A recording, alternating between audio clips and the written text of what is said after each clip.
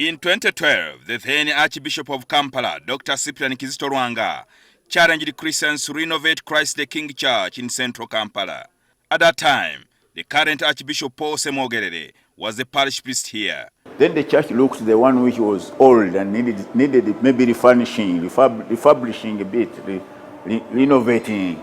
Semogerere was replaced by Monsignor Gerald Kalumba, the current parish priest, who decided to implement a proposal of expanding the church to accommodate over 1,300 people, which is more than double the old capacity of 600. So it has increased by more than twice. But when you put in the chairs like the ones we have in here, it can carry more than that. It can carry more than 1,700 and beyond. The contractor initially agreed to undertake the construction at a cost of 8.8 billion Uganda shillings, but this later rose to 18 billion shillings. So far, 14 billion shillings has been spent, all of which has been collected by Christians themselves without any external support. But of course, there is also some money which has been paid to the consultants, which is also not little money.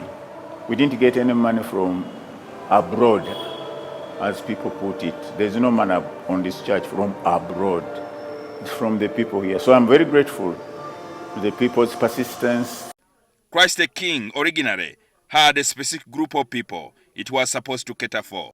Christ the King started way back in 1920s there, or even a little earlier than 20s. But serious work began in the 1920s when a small community of Goans, Indians of Goan background who were Christian, Catholic Christians, wanted to have where to pray because they would endeavor to go to pray in Zambia, and at that time maybe Zambia was a little far for them, I don't know, or endeavor to go to pray at Rubaga.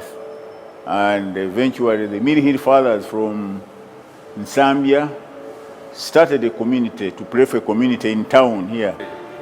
Of course, some left the country and are abroad. Many of those who were here then are old, others have died, but there are still a few Goans in Uganda.